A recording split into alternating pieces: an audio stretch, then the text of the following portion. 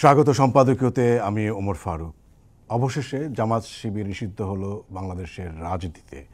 সন্ত্রাস বিরোধী আইনে দলটি নিষিদ্ধ হলেও যুদ্ধাপরাধের বিষয়টি অধরায় রয়ে গেছে। দলটি নিষিদ্ধ হওয়ার পর তাদের অবস্থান কি হতে পারে এমন আলোচনাও দীর্ঘদিনের। একই সময় ডিবি পুলিশের হেফাজতে থাকা কোটা সংস্কার আন্দোলনের 6 সমন্বয়ককে বাড়িতে ফিরে যাওয়ার বিষয়টিও দেশব্যাপী আলোচিত। কোটা বিরোধী আন্দোলন সংশ্লিষ্ট বিক্ষোভ মিছিল ও মানববন্ধন হয়েছে বিভিন্ন স্থানে। সাম্প্রতিক নানা ঘটনাপ্রবাহ নিয়ে আজকের সম্পাদকীয় জামাত শিবির নিষিদ্ধের পর আর এ নিয়ে আলোচনার জন্য স্টুডিওতে উপস্থিত আছেন এইচ.এম. বদিউজ্জামান এমপি, সাবেক সভাপতি বাংলাদেশ ছাত্রলীগ, এবং আছেন সিনিয়র সাংবাদিক জাকারিয়া কাজল। দর্শক, আপনারাও আলোচনায় অংশ নিতে পারেন, এই জন্য আপনাদের ফোন করতে হবে টেলিভিশনে দেখানো নম্বরে। এছাড়া ফেসবুকের মাধ্যমেও আপনাদের মন্তব্য এবং প্রশ্ন রাখতে পারছেন। আমরা আলোচনা শুরুর আগে দেখে নিচ্ছি প্রধান শিরোনামগুলো।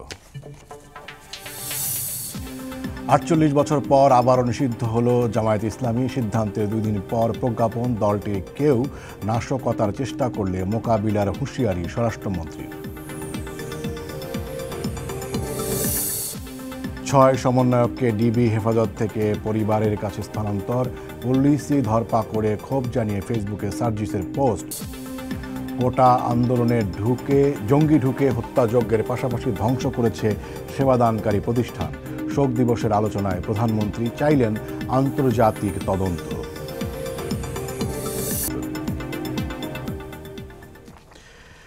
আপনাদের দুজনকেই স্বাগত জানাচ্ছি আমাদের আজকের আলোচনায়। আমি শুরুতেই কাজল ভাই আপনাকে দিয়ে শুরু করতে চাই। 48 বছরে আবারও নিষিদ্ধ হয়েছে জামাত, এবং এটা বাংলাদেশের সময় দ্বিতীয়বারের মতো এই দলটিকে নিষিদ্ধ করা হলো, এবং জন্মের পরে এটা চতুর্থবার তাদেরকে নিষিদ্ধ করা হলো।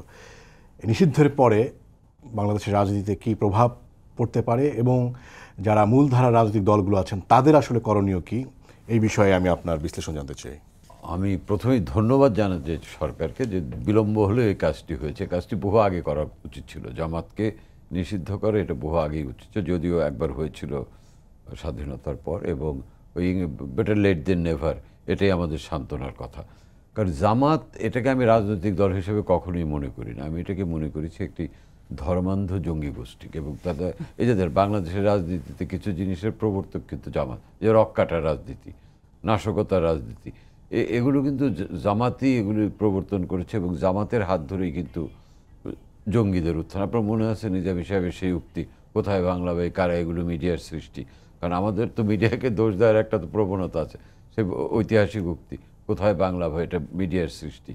আমি মানে এদের প্রত্যক্ষ পরোক্ষ পৃষ্ঠপোষকতা এই দলটি সবসময় করেছে, এবং দুর্ভাগ্যজনকভাবে বাংলাদেশে এই জামাত ইসলামী কিন্তু রাজনৈতিক দল হিসাবে অর্থনৈতিকভাবে অনেক পুষ্ট হয়েছে। জামাত যেভাবে তাদের সাম্রাজ্য বিস্তার করেছে, দেখেন আপনি, ব্যবসা বাণিজ্য, এমনকি জামাতের কিন্তু প্রতিষ্ঠিত বহু শিক্ষা প্রতিষ্ঠান আছে। একদম খালি মাদ্রাসা আমরা ভাবি যে জামাত মানে মাদ্রাসা, নট দ্যাট। কিন্ডারগার্টেন থেকে শুরু করে বিশ্ববিদ্যালয় পর্যন্ত কিন্তু জামাতের প্রত্যক্ষ নিয়ন্ত্রণাধীন বহু শিক্ষা প্রতিষ্ঠান আছে, এবং ওই শিক্ষা প্রতিষ্ঠানে যারা পড়ালেখা করছেন তাদের মগজ কি পরিমাণ ধোলা, এটা বলার অপেক্ষা রাখে না। পরিবহন, চিকিৎসা সব বিভিন্ন খাতে তাদের বিনিয়োগ আছে, আর্থিক প্রতিষ্ঠানে তাদের বিনিয়োগ আছে। জামাত নিষিদ্ধ করার পাশাপাশি আমার তো মনে হয় যে আইনে জামাত নিষিদ্ধ হয়েছে সন্ত্রাসী, এই আইনে কিন্তু তাদের এই প্রতিষ্ঠানগুলোর ব্যাপারেও ব্যবস্থা নেওয়ার একটা ব্যাপার আছে।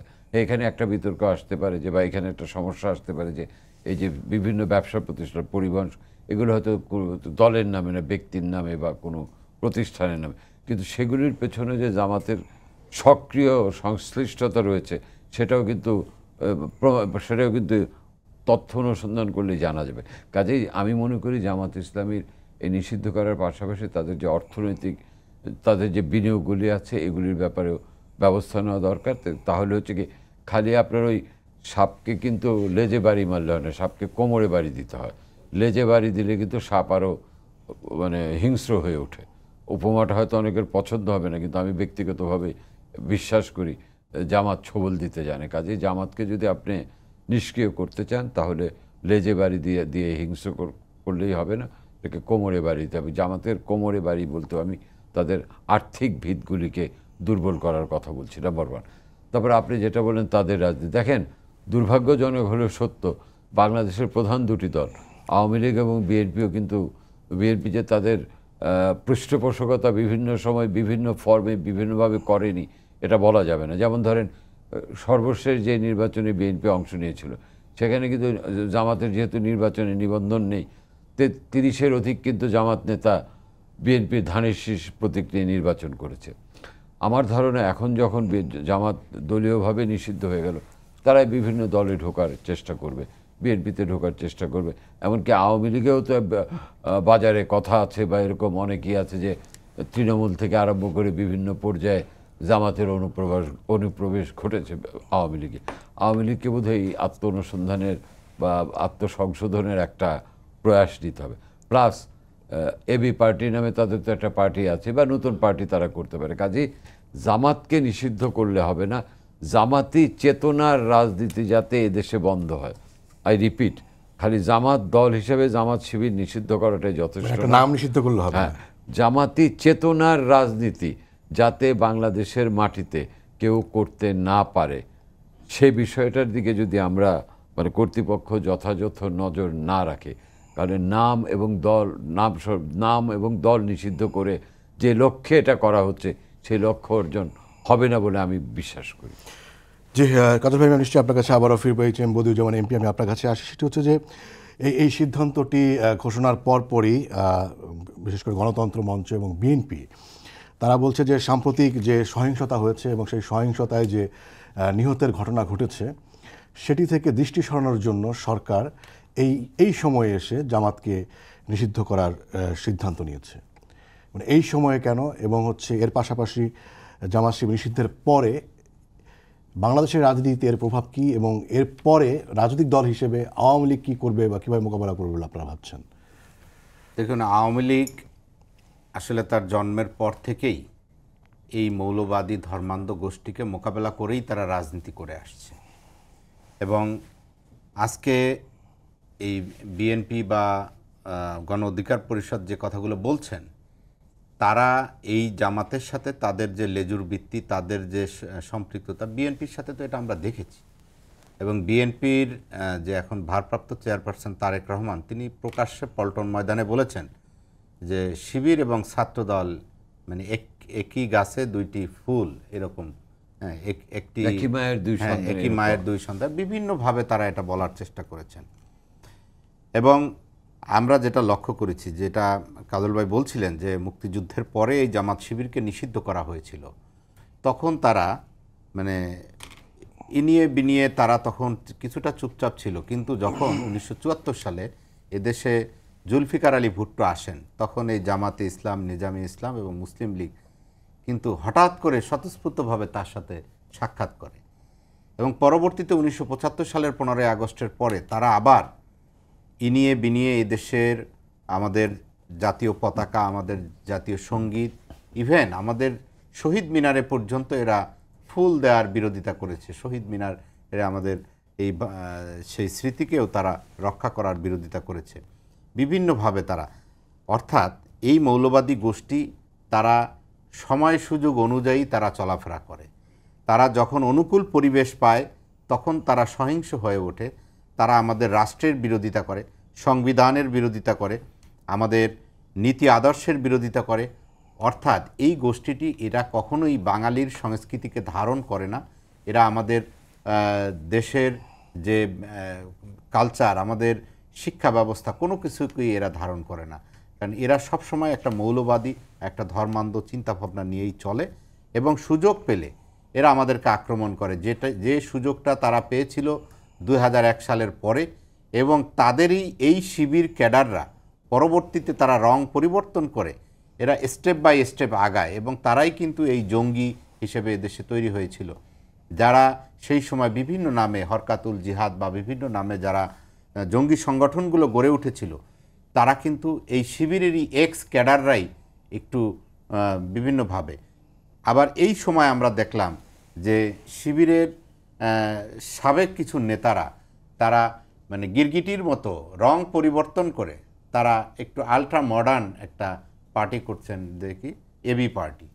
আমরা দেখতে পাচ্ছি যে এই ঘটনার সাথে আজকের এই যে ছাত্রদের একটা আন্দোলনকে তারা পুঁজি করে যে সহিংসতা তারা ছড়িয়েছে, বিভিন্ন জায়গায় মানুষকে কুপিয়ে হত্যা করেছে, আজকে বিএনপি এবং আমাদের গণ অধিকার পরিষদের কথা অনেকাংশে তো তারা সত্যই স্বীকার গণতন্ত্র করছেন। মঞ্চ গণতন্ত্র মঞ্চ তারা তো অনেকাংশে সত্য স্বীকারই করছেন যে এই জামাত শিবির এই ঘটনার পিছন থেকে কলকাঠি নেড়েছেন এবং সাধারণ শিক্ষার্থীদেরকে তারা মিসগাইড করে বা তাদেরকে সামনে রেখে তারা কিন্তু এই সহিংসতাটা এই ঘটনার পরে মানে বিভিন্ন মানে আপনার যে দাবি করছেন এবং বিভিন্ন তদন্ত সংস্থা যেটি বলছে যে জামাত শিবির এর পেছনে সক্রিয়ভাবে অংশ নিয়েছে এই যে নাশকতাগুলোতে, মানে এই ঘটনার পরে মনে হয় কিনা যেটি বিভিন্ন সংগঠন ঘাতক দালাল নির্মূল কমিটি বিভিন্ন সংগঠন দাবি জানিয়ে আসছিল, সেই আপনার গণজাগরণ মঞ্চ 13 সালে দাবি জানিয়েছে নিষিদ্ধ করার জন্য, এখন এসে মনে হয় কিনা আপনাদের যে আরও আগেই নিষিদ্ধ করা উচিত ছিল? হ্যাঁ, অবশ্যই। এবং সেই ব্যাপারে সরকার কিন্তু বিভিন্ন সময় এটা নিয়ে চিন্তা ভাবনা করেছে এবং আজকে যেটা কাজল ভাই বলছিলেন যে এটা একটা গণদাবি, যে এদেশে মৌলবাদী রাজনীতি নিষিদ্ধ করা এটা একটা গণদাবি এবং সেই দাবি সরকার হয়তো একটু ধৈর্য ধারণ করেই তারা একটু দেরিতেই এই দাবিটা পূরণ করেছে এবং আমরা মনে করি এদেশের মুক্তিকামী জনতা এটাকে সাপোর্ট করবে। এবং আমি আর একটা জিনিস বিশ্বাস করি যে আজকে যে এই আন্দোলনকে কেন্দ্র করে যে কতিপয় পেশাজীবী আমরা তাদেরকে চিনি কারা, সরকার যেখানে এখানে তদন্ত কমিশন করেছে সেই তদন্তের ভিত্তিতে তারা বলছে না যে কোনো হত্যাকাণ্ডের বিচার হবে না, এটা সরকার বলে নাই, কিন্তু সরকার তো একটা প্রক্রিয়ার মাধ্যমে যাবে। আগে এই রাষ্ট্র পরিচালনা করার জন্য সরকারের যে অতীতের যে ভূমিকা সেটাকে তারা যে ভাষায়, আজকে আমরা দেখলাম কিছু পেশাজীবী লোকজন যে ভাষায় তারা কথা বলছে, কারণ আমরা তো দেখেছি এই রাষ্ট্রটাকে ভিন্ন খাতে প্রবাহিত করার জন্য, তারা একটা জঙ্গিবাদী রাষ্ট্র হিসেবে প্রতিষ্ঠা করার জন্য এদেশে এই বাংলা ভাই, এদেশে গ্রেনেড হামলা, এই যে সংস্কৃতি তারা এখানে আমদানি করেছিল, সেখান থেকে গত 15 বছরে আজকে বাংলাদেশের যে ডেভেলপমেন্ট, বাংলাদেশের যে অর্থনৈতিক উন্নয়ন, তার পাশাপাশি আজকে এটা দেখে যারা ঈর্ষান্বিত তারাই কিন্তু আজকে এই দেশি বিদেশি চক্র আজকে ষড়যন্ত্র করে এই একটা বিব্রতকর পরিস্থিতির সৃষ্টি করেছে। আমরা তো অবশ্যই আমরা মনে করি যে আমরা এই শিক্ষার্থীদের প্রতি আমরা সংবেদনশীল এবং আমাদের যে সকল এই তরুণরা আজকে এদেরকে বিক্ষুব্ধ করে তোলা হয়েছে, তরুণদেরকে আজকে এই গান পয়েন্টে ঠেলে দিয়েছে কারা, যারা আজকে তাদেরকে ব্যবহার করে ক্ষমতায় যেতে চায়। অনেককেই আমরা চিনি যারা আজকে তাদের মানে কাপড় চোপড় ইস্ত্রি করে রেডি করে আছে কখন তারা শপথ নেবে, যারা এই দেশের প্রতি যাদের ন্যূনতম কোনো কন্ট্রিবিউশন নাই, সেই সুবিধাভোগী যারা সাম্রাজ্যবাদী গোষ্ঠীর দালাল, আজকে তারা আজকে রাষ্ট্র ক্ষমতা দখল করতে চায় একটা নির্বাচিত সরকারকে অপসারণ। এমপি, আমি আপনার নিশ্চয় আপনার কাছে আবারও আসবো। আমি কাজল ভাই, এই যে বিভিন্ন পেশাজীবী শিল্পী সমিতি, দৃশ্য মাধ্যমের শিল্পী, তাদের ব্যানারে যে সভা আপনার কি বলে সভা সমাবেশ বা মানববন্ধন এগুলো হচ্ছে, সেটা আসলে দুই ভাগে দেখা গেছে। আজকে একই সাথে আমরা দেখেছি রামপুরে, একই সাথে দেখেছি ফার্মগেটে। তো এইটাকে আসলে আপনি কীভাবে দেখছেন? মানে বৈষম্য বিরোধী ছাত্র আন্দোলনের যে কোটা সংস্কার যে আন্দোলন, 6 সমন্বয়কে নেওয়া ছেড়ে দেয়া, এরপরেও আন্দোলন বিভিন্ন কর্মসূচি জারি থাকা, এই পুরো বিষয়টাকে আপনি মানে সেই 18 তারিখ বা 15 তারিখ থেকে শুরু করে বা জুলাই শুরু থেকে এখন পর্যন্ত যে বিবর্তনটা হচ্ছে, ডেভেলপমেন্টগুলো হচ্ছে, সেটাকে আসলে আপনি কীভাবে বিশ্লেষণ করেন? শোনেন, বাংলাদেশের স্বাধীনতার পর থেকে কিন্তু একটা গোষ্ঠী এই রাষ্ট্রটার বিরোধিতা করে আসছে, কখনো প্রকাশ্যে কখনো গোপনে। দেখেন, সরকার হিসাবে আওয়ামী লীগের বিরোধিতা যে কেউই করতে পারে। একটা সরকারকে বা একটা সরকারি দলকে সবাই পছন্দ করবে রাষ্ট্রের, এটা ভাবার কোনো কারণ নেই। আওয়ামী লীগ তো শতভাগ জনগণ তাদের পছন্দ করবে, আওয়ামী লীগ নিজেও এটা ভাবে না বলে আমার ধারণা। তো সরকারের বা ক্ষমতাসীন সরকারের বিরোধিতা এটা সারা পৃথিবীতে হয়, বাংলাদেশে এটা হওয়া কোনো বিচিত্র না। সমস্যাটা তখনই দাঁড়ায় সরকার বিরোধিতার সুযোগ নিয়ে যারা বাংলাদেশের রাষ্ট্রের বিরোধী জন্মলগ্ন থেকে, তারা যখন এই সুযোগ নিয়ে সরকার বিরোধিতা এবং রাষ্ট্র বিরোধিতাকে একখানে করে ফেলে। এই অ্যামালগেমেশনটা আমার জন্য আমি অরিট। কারণ আমার মনে হচ্ছে সরকার বিরোধিতার নামে জেনে বুঝে একটা গোষ্ঠী রাষ্ট্রের বিরোধিতা করছে। কারণ কাজল ভাই, এইটাও কি হয় না যে মানে সরকার বিরোধী সবাইকে আবার রাষ্ট্রবিরোধী ট্যাগ লাগিয়ে আমি সেই প্রসঙ্গে আসছি। কারণ আপনারা দেখেন এই যে স্থাপনাগুলি যে ধ্বংস হয়েছে এটা তো আওয়ামী লীগের সম্পত্তি না। বিটিভি, মেট্রো রেলগুলো ইত্যাদি ইত্যাদি এগুলো তো আওয়ামী লীগের সম্পর্কে, এটা বাংলাদেশের রাষ্ট্রের সম্পত্তি। আপনার এই প্রসঙ্গে আসে দেখেন, আমার খুব কষ্ট লাগে যেমন বিএনপি একাধিকবার ক্ষমতায় ছিল, বাংলাদেশের অন্যতম বৃহৎ রাজনৈতিক দল, এবং বিএনপিতে বহু মুক্তিযোদ্ধা আছে, এটা অস্বীকার করার কোনো উপায় নেই। গণতন্ত্র মঞ্চ যাদের কথা বললেন তারাও তো আমি জানি যে তাদের মধ্যে অনেকে মুক্তিযুদ্ধের চেতনাধারী অনেকেই আছেন। তারা যখন জামাতের সমর্থনে কথা বলেন নিছক রাজনৈতিক উদ্দেশ্যে, এটা ব্যক্তিগতভাবে আমাকে খুব পীড়া দেয়। আজকে গণতন্ত্র তাদের এখন কৌশলটা এই সময়ে কেন? আরে বাবা, সময় যাই হোক, জামাতকে নিষিদ্ধ করাটা কি অন্যায়? বিএনপি এবং গণতন্ত্র মঞ্চকে এটা বলতে চায়, হ্যাঁ বিএনপি এটা বলতে পারে, কারণ জামাতের সঙ্গে বিএনপির সখ্যতার বহু ডকুমেন্টেড, তাদের সময়েই তারা নিষিদ্ধ হওয়ার পরে আবার ফিরে এসেছে। হ্যাঁ ফিরে এসেছে, তারা তাদের প্রতীকে নির্বাচন করে। গণতন্ত্র মঞ্চ যখন জামাতকে নিয়ে কথা বলে, এই চেহারাগুলি যখন আমি দেখি, আমার তখন মনে হয় যে রাজনীতি বা ক্ষমতায় যাওয়ার আকাঙ্ক্ষা কি মানুষের মানে মূল যেটা নৈতিক বোধ। কাজু ভাই, আমি আরেকটা জায়গায় আসি, মানে এই স্রোতের বাইরেও ধরেন বিএনপি সমমনা, জামাত তাদের সমমনা, আওয়ামী লীগ তাদের সমমনা, 14 দল তাদের সমমনা, এর বাইরেও আরেকটা স্রোত আছে কিনা? আমি কিছু নাম বলি: অমিতাভ রেজা, নুরুল আলম আতিক, নায়ক সিয়াম, নায়িকা বাঁধন, তারাও আজকে রাস্তায় নামছেন এবং তারা বলছেন যে এই হত্যাকাণ্ডের বিচার হতে। আমি আসছিলাম সেই প্রসঙ্গে। দেখেন সেই স্রোতটাকে কি আমরা কোনোভাবে উপেক্ষা করছি? না, এই যে স্রোত, দেখেন সরকারের কি করণীয় ছিল? কোটার যদি বলে বৈষম্য বিরোধী ছাত্র আন্দোলন বা কোটা, বৈষম্য বিরোধী ছাত্র আন্দোলনের যা প্রত্যাশা, প্রাপ্তি কিন্তু তার চেয়ে অনেক বেশি। তারা নিজেরাও ভাবে না 98% কোটা তারা পাবে। 98 আমি এই জন্য বলছি, 93 তো আছেই, বা যে 5% মুক্তিযোদ্ধার সন্তান, এখন 14 বছর বয়সে যিনি মুক্তিযুদ্ধ যায় তার সন্তান আর চাকরির বয়সে, কাজে that 5% is coming to their account, so they are getting 98%। তো তাদের তো কোনো প্রত্যাশার চেয়ে প্রাপ্তি বেশি এই এবং তারা বলেছে যে সহিংসতার সঙ্গে তারা জড়িত না। কাজে একটা মহল তো বাইরের কেউ জড়িত আছে। এখানে আওয়ামী লীগের বিরুদ্ধে আমার একটাই ক্ষোভ, যে আওয়ামী লীগের বহু নেতারা বলেছেন যে এরকম অনুপ্রবেশকারী ঢুকছে ইত্যাদি ইত্যাদি। একটা কথা আমি রেগুলার বলি, যে আপনারা যদি প্রেডিক্ট করতে পারেন যে অনুপ্রবেশকারী ঢুকছে, প্রোটেক্ট কেন করতে পারলেন না? এই ব্যর্থতার দায় আওয়ামী লীগকে নিতে হবে। আওয়ামী লীগের নেতারা যদি প্রেডিক্ট করে যে এখানে জামাত শিবির বা অনুপ্রবেশকারী ঢুকছে, প্রোটেক্ট করার দায়িত্ব তাদের। কেন আমি আওয়ামী লীগকে ভোট দিয়েছি কেন? প্রেডিকশনের জন্য, মানে আমি বলতে আমি জনগণকে বুঝে, তারা প্রোটেকশনের জন্য ভোট দিয়েছে। এখানে আওয়ামী লীগ ব্যর্থ হয়েছে। আর আপনি যেটা বলছেন যে এই যে এটা আমি তো গুলিয়ে ফেললাম শিল্পসাহিত্য ব্যাপারটা। এখন সরকার কি করেছে? একটা তদন্ত কমিশন করেছে, বিচার বিভাগীয় তদন্ত কমিশন করেছে। প্রথমে এটা 1 সদস্যের ছিল, তারপরে সদস্য সংখ্যা বাড়ানো হয়েছিল। এটা নিয়ে একটা অপপ্রচার ছিল যে মাত্র 6 জনের হত্যার বিচার করবে। আজকে তো নতুনভাবে এটা প্রমাণিত হয়েছে যে খালি 6 জনের না, পুরো হত্যাকাণ্ডের তদন্তই তারা বিচার বিভাগীয় তদন্ত করবে। এখন সরকারের তো একটা তথ্য প্রতিমন্ত্রী বলছেন যে র্যাব, বিজিবি, আমি আসছি সবগুলির করবে, এবং পুলিশের তদন্ত কমিশনের উপরও তারা তদন্ত করবে। প্লাস আমার কাছে সবচেয়ে ইতিবাচক যেটা মনে হয়েছে, আজকে কিন্তু সরকারের পক্ষ থেকে জাতিসংঘ সহ যে কোনো বিদেশি তদন্তকে স্বাগত জানানো হয়েছে এবং বলা হয়েছে যে তাদের সহায়তা করাবে। এটা ভেরি মাচ পজিটিভ একটা সাইন। তো একটা সরকার তো যে কোনো অভিযোগ উঠলে যে কাউকে কাঠগড়ায় দাঁড়া করাতে পারে না, এটা প্রসেস আছে। This process is underway.